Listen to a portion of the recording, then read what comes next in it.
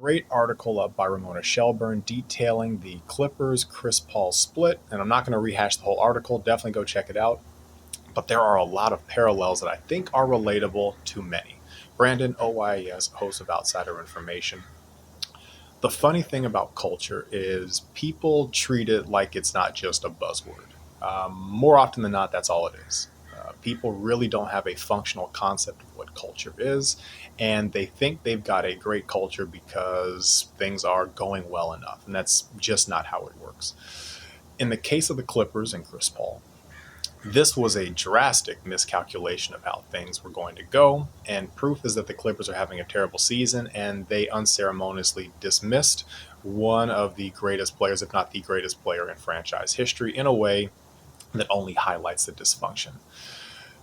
The problem that was made here was you were bringing in a piece that had a clear reputation. Chris Paul, for all his greatness, is a personality that can grate on people because of his leadership style. And I don't consider his leadership style a bad thing. You look at everywhere Chris Paul has been, he has made his teams better.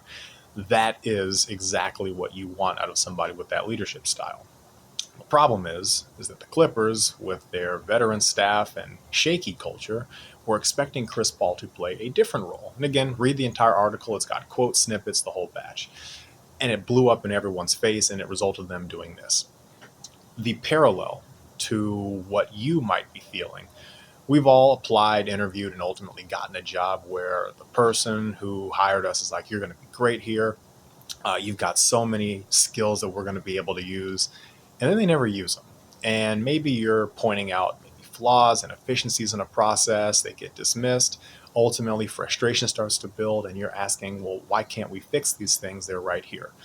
It's not that they can't, it's that they don't want to, and you constantly pointing them out is a mirror to their own incompetence. That is what this situation was. And people, they like to feel good about the job they're doing, even if they are doing it poorly. So that is where it happens. And then the perpetual gaslighting of, oh, you're just being difficult and you need to just understand that we have to do this together as a team. All the buzz trigger words that you hear in these situations, and it usually results in an unceremonious split.